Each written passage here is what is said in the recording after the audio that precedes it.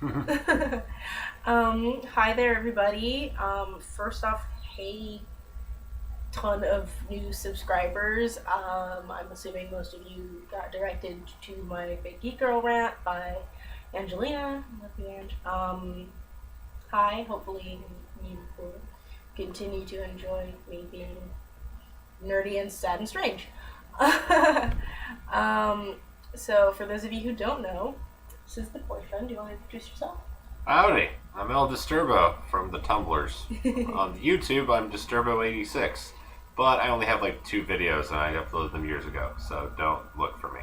Now they're gonna look for you. Well, I know, and they're not going to find anything interesting at all.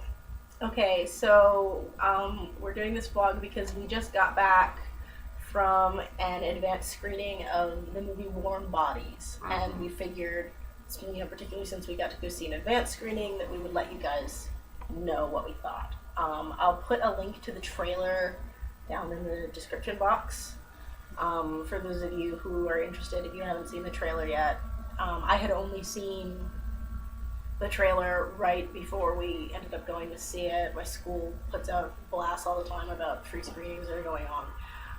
And the reason that we decided we wanted to go see this is because it is essentially a zombie romantic teen comedy. Now, for those of you who don't know us, we met working at a haunted house. Yeah, we did. So that's pretty much absolute cake to us. We are the most perfect couple to go see this movie. This was like date night made for us. So, we're a little biased probably in terms of just liking it because I genuinely did enjoy it. You? I really liked it too. Yeah. The story and the character development were very nice. Really unique take on the zombie genre. A lot of heart, and I'm not just saying that to be Heart and brains. Yes, exactly. Both of them. So for those of you who haven't seen the trailer, really quick, I'm gonna try not to spoil anything. I might let some really little things slip.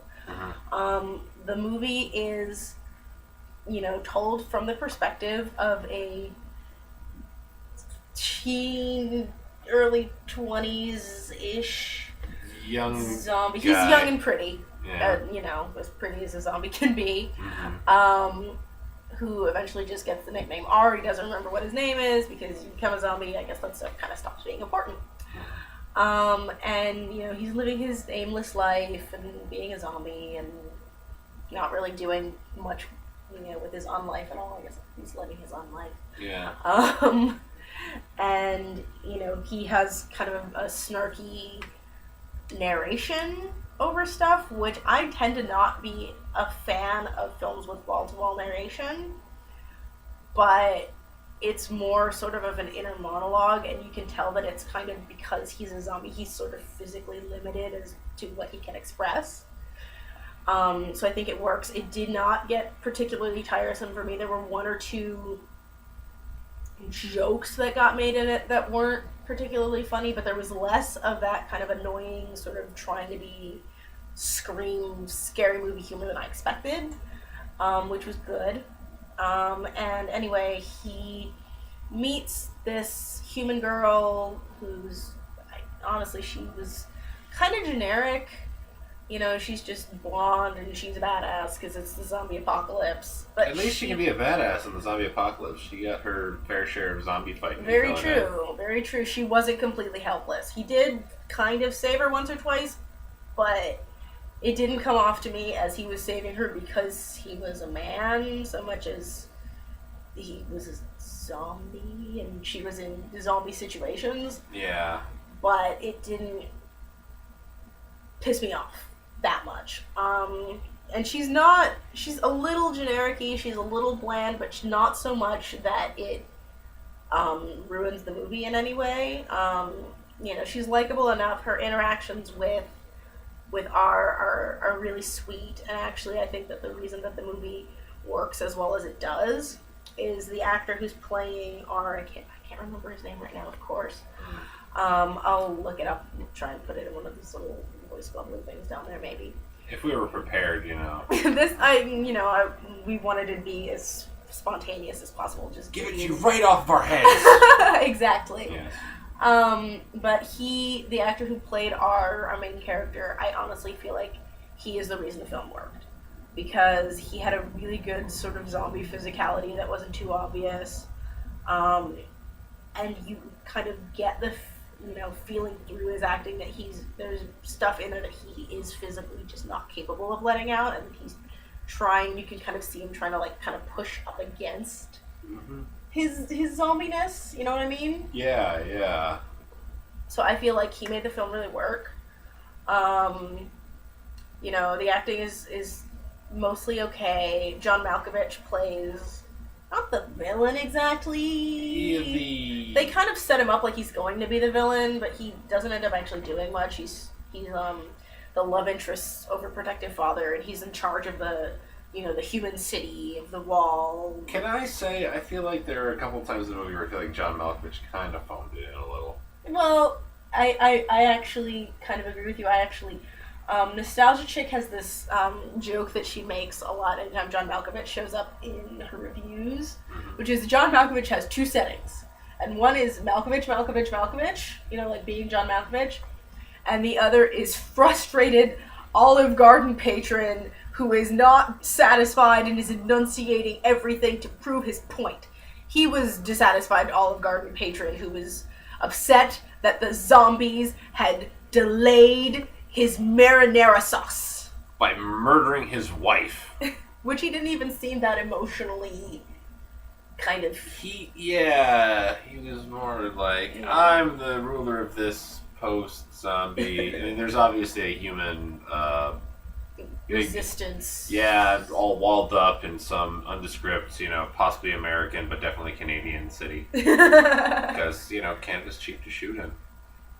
It's true. And you can tell, speaking of cheap, you can tell this movie didn't have a lot of budget. And there are one or two places where it really sticks out. The sort of evil zombies, because there's two factions of zombies. There's the zombies who are kind of the slower, shambly, Night of the Living Dead zombies, and they still seem to have some kind of consciousness and humanity, and they can speak a little, and eventually they end up kind of pushing on, and I'm not going to spoil anything. And then there's the Bonies, who are They're zombies that just kind of strip down to the bare essentials of a screaming skeleton that just eats everything, and as they describe in the movie, it's like, yeah, we zombies eat humans too, but at least we have remorse about it. Yeah. Conflicted feelings. And they're kind of faster and more screechy. You can tell that they're kind of trying to have both kind of zombies in their movie, like have their cake and eat it too. Because they're a little more 28 Days Later-ish. And it works as like being a villain, and more conflict, because they mix the action and the romantic comedy stuff. It's not like strictly one or the other. And I feel like most of the time it works well the way it balances. Sometimes it's a little, forced-ish. Yeah, but the Bonies are entirely CGI, and they don't look horrible, but like they would be impressive for a Sci-Fi Channel movie. Oh yeah. You know what I mean? Like they don't look bad, but they don't look real in any particular way. But they're not used a ton. Yeah, and they all looked exactly the same. Like they have like several of them on screen at once.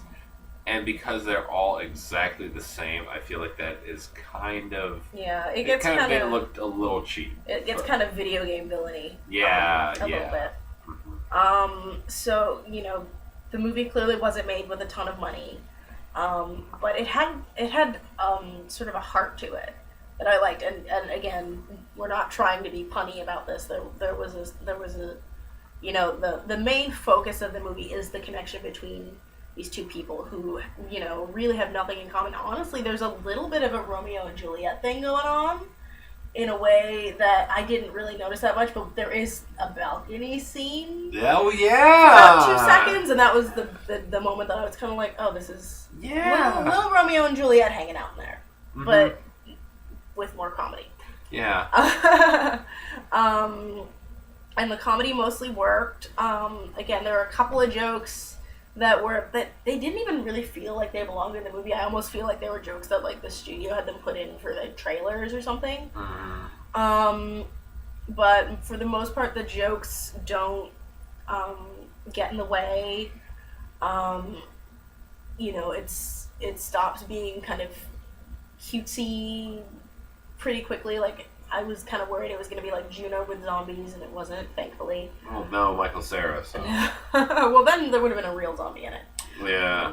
Um, Unnecessary burn. I can't help it. And so there was sort of a heart to it, and there was a nice kind of there was something about the movie that was really charming and really likable. That said, it had a couple of problems. The major one, for me at least, was the pacing.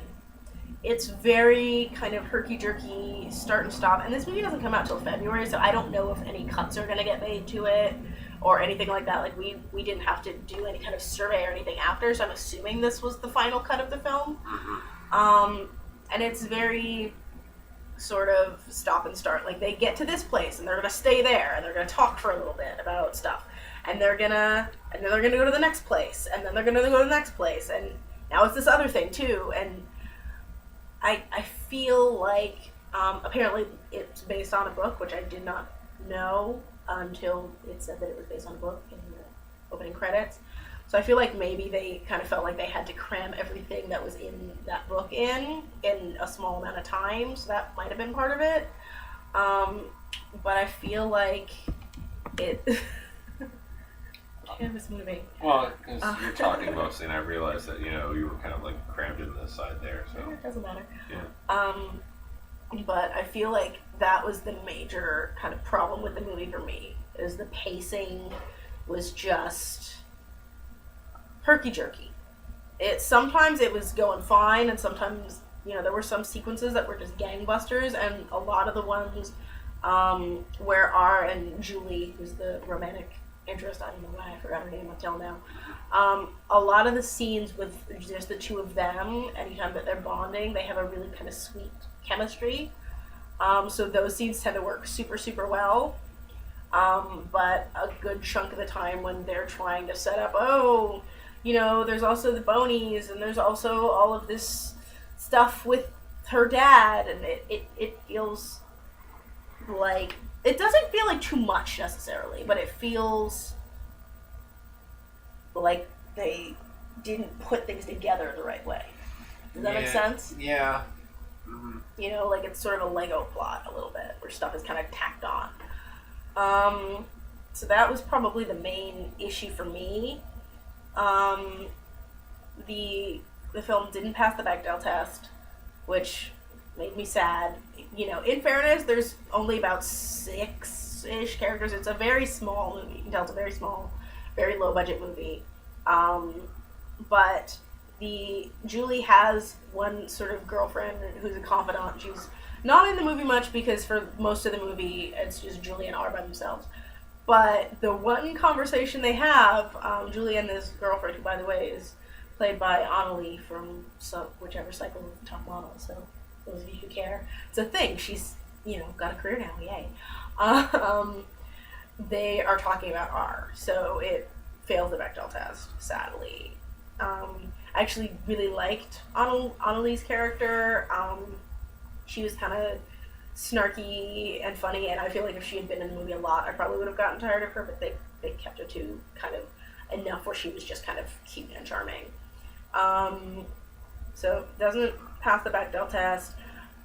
It's something I did not notice until I actually saw a couple of people of color sort of in the film. There are a couple of black zombies, and there are a couple of black anti-zombie soldiers, but all of our mains are white. Every single one.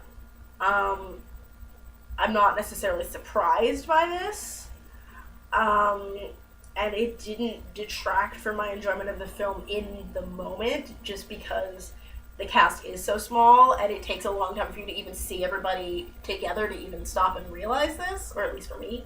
It didn't. I was into the movie, so I wasn't paying that much attention to it. But, you lose, like, a point there, maybe. Was there anything else that didn't work for you? You covered everything.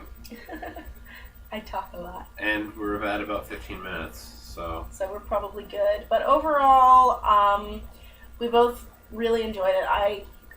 It was just cute. It was really cute and really sweet and had a lot of heart. And basically, it's if you hear zombie rom com and it sounds like something you want to see, then you'll probably enjoy it. Otherwise, I don't know if it'll work for you, but we liked it. Yeah, and it's not so rom com that it's marketed exclusively for women in that cliched kind of way. It's enjoyable for everyone. I really liked it too. Well, that's good. I'm glad that you weren't like, oh, she dragged me in this thing. Yeah, no. And again, we're a little biased because he is my zombie boyfriend. So we're probably a little biased, but overall, I really enjoyed it. It hits theaters in February, I believe. If you get a chance, probably wouldn't hurt to check it out. I think that's everything, right? Yep. Okay. Well, then we'll talk to you guys later. Bye.